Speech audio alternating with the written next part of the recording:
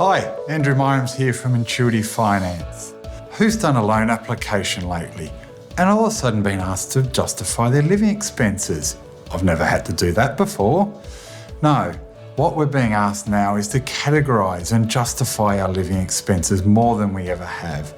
There's been this ongoing scrutiny from our regulators saying banks don't do enough to just scrutinise people's behaviour and their spending habits. Now, it's not a bad question because at the end of the day, we earn a certain amount of income, we have our life to live first, and then the rest should be there to spend. Now, how much you choose to spend on living and how much you choose to spend on investing will always be a different matter.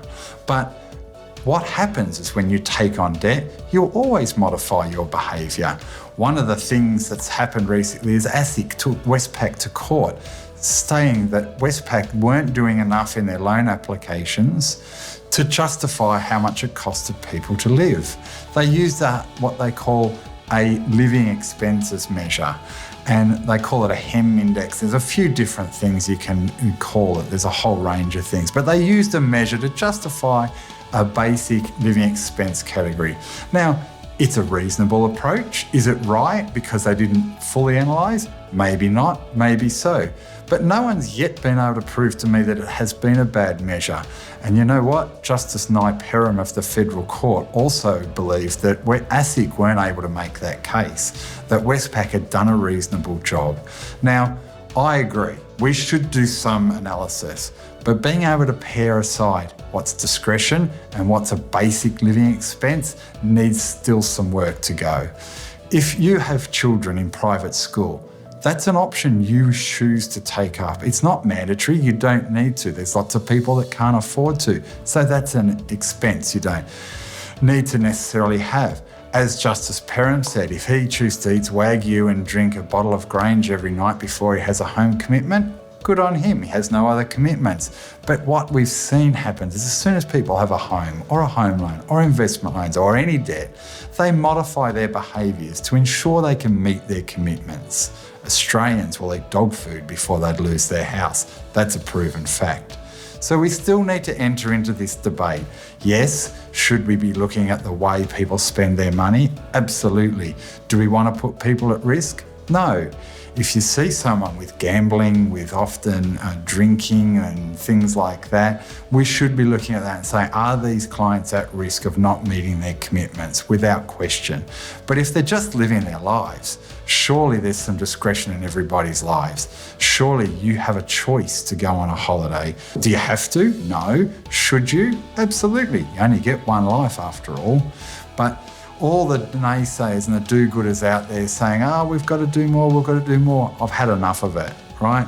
They're probably still paying off their first car. They don't have the commitments, probably haven't been through the process. It's just wrong.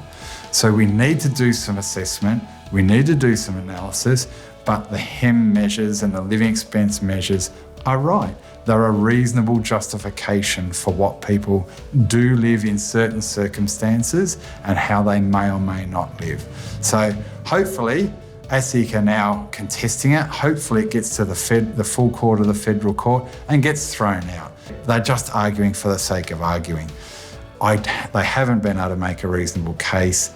Yes, we should do some analysis, but no, prosecuting for the sake of prosecuting just doesn't make sense. So next time you're going for a loan application, be ready to be asked some questions that you haven't had to answer before. You're going to need to explain and categorise some things where you spend on your groceries, on your phone and your internet, on your car expenses, if you've got a mortgage, if you've got home expenses like your utilities and rates and things like that. You're going to be asked to categorise those and justify them. So do a budget, have an idea of what it costs you to live. Still, sadly, in Australia, the majority of clients and people we see have no idea what it costs them to live. Money comes in, money goes out. Ask me, that actually could be a recipe for disaster. If you don't know what you've got in spare expenditure, you could be setting yourself up to fail. But at the end of the day, That's why you have experts around to help you with these things. Anyone that needs help or has been asked a question recently, you didn't know why, I've never been asked that before, then we'd love to have a chat. We can help you. Loans are still going through every day of the week. You may need to do a little bit more than you had to once, but the banks are still open for business. So that's my take on the living expenses debate. It's not going away. Let's hope ASIC gets thrown out of court and we'll see what happens. See you again soon.